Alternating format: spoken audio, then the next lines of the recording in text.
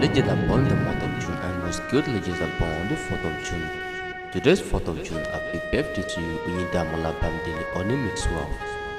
Ǹlẹ́ o olóríire èèyàn pàtàkì láwùjọ òní lọ́jọ́ ìbí rẹ̀ àṣẹ ṣàmúdúró lókè ìpẹ́ kó má fèé ṣàṣemọ̀ òwò ti ṣọdún èyí ò wá ṣọ̀pọ̀lọpọ̀ lágbára Olódùmarè òní báwọn nájà wúrewúre òsì ní báwọn nájà wàràwà bí ó ti mọ orí fún ni mo gbọ́ mi o. Èèyàn pàtàkì ló képe mi lónìí ò ní Naji Gold ó pọ̀ ọjọ́ ìbí rẹ̀ lè ní jẹ́ pé kí ọ dáadáa pé wà á pẹ́ bí mọ́pẹ́ ti pẹ́ ó pé wà á tẹ̀lé látẹ̀pẹ́ o òní rámáyé òsì ní báwọn fa ìsọ̀rọ̀ lògbà bí ó ti mọ orí fún ni o. Ilé Onimixwell lọ́jọ́ ìbí òní mo ṣe bí mo ṣe olóòṣà lẹ́kọ̀ọ́ lágbé bí ọlọ́mọ ẹ̀yin lọ́mọ mo ṣe olóòṣà onímọ̀ṣẹ́ àjínà onímọ̀ṣẹ́ ànádòru ẹ̀yin lọ́mọ èkó akéte ìlú ọgbọ́n òrìṣà odò tó ní kálá tútù sọ́sà táńpẹ́pọ̀ sóbi lẹ́kọ̀ọ́ àdèlé àwọn bàbá yín ló ní alábàálùbọ̀ omi. Ilé Onimixwell tó ṣe lẹ́kọ̀ọ́ sí lọ́dún yìí àlékún owó àlékún ọlá ìtẹ̀síwájú òrin ló mọ̀ jẹ́ ti rò wá ní báwọn dìròyìn láṣẹ ìdùà ògúnugún ìkúléwé bẹ́ẹ̀ nàkàlà wà pé pọ́dún jẹ wàá dàgbà wàá dòkú wàá fi ó parí bẹ́ẹ̀ ni wàá fèrè gèjòbè mọ̀ gbọ́ òní báwọn rí kó ọmọ ẹkún ní jẹ́ tirẹ̀ nínú ọdún yìí ìwòye ọdún tó ń bọ̀ ire lọ́tún ire lósì ilé ńlá òun ọkọ̀ bọ̀gìnì báyìí lọ́bẹ̀dọ̀ yóò fi jíǹkí rẹ